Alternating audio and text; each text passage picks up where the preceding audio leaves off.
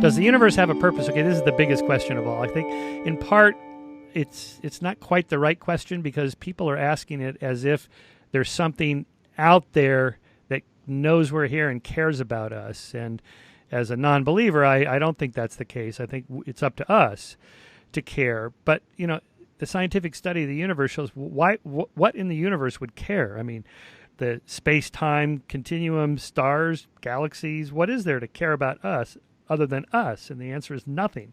Now, of course, the theist says, yeah, no, God is out there, and God knows about us and cares about us. But how would that give your life purpose? You know, it's up to you to create purpose in your life, not for some external source.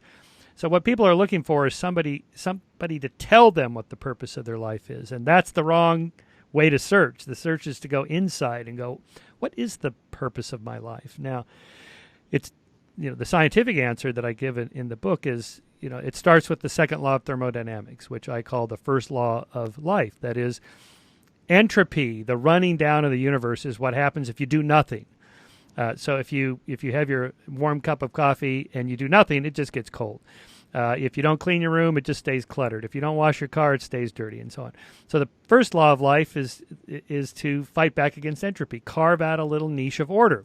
Wash your car, heat your coffee, clean your room, brush your teeth, you know, and so on and so forth. And then you build from there. Like, okay, we know from scientific research by social psychologists, personality psychologists, and there's even a branch of psychology now, people that study purpose and meaning. And there's certain things you could do that gives your life purpose and meaning, right? So meaningful work, a reason to get up in the morning, get out the door, and go out and do something productive. Family, having some kind of group of people that care about you, that love you, that you care about them and you love them. Marriage or partnership, or just one person that you love and that they love you and that acknowledges you as a worthwhile person. And then there's something called spirituality. Now, I want to be careful here because that word is almost always associated with mainstream religions. But here I mean it in a much broader sense. A sense of awe and wonder at things that are bigger than us, that, you know, the universe, the cosmos, or, you know, any kind of like meditative state, prayer, you know, just kind of walking in nature and looking up at, you know, massive trees or the ocean. You know, there's something about like standing up on a high hill or cliff and looking out at an ocean or a grassy field or a forest that evokes awe and wonder in people. And that's a kind of the spirituality that makes people feel like, wow, my life, I am so lucky to be alive. And if you think about all the trillions of people that could have been born that never were, you know, the 7.5 billion of us alive now, the 100 billion of us that came before, we are the lucky ones. I mean, most people that could have been born were never even born to be given this opportunity. And even if you're a theist and you believe there's an afterlife, but let's just ask the question, where were you before you were born? When you ask the question, well, where do you go after you die? You know, same place. You didn't exist, then you exist, then you don't exist.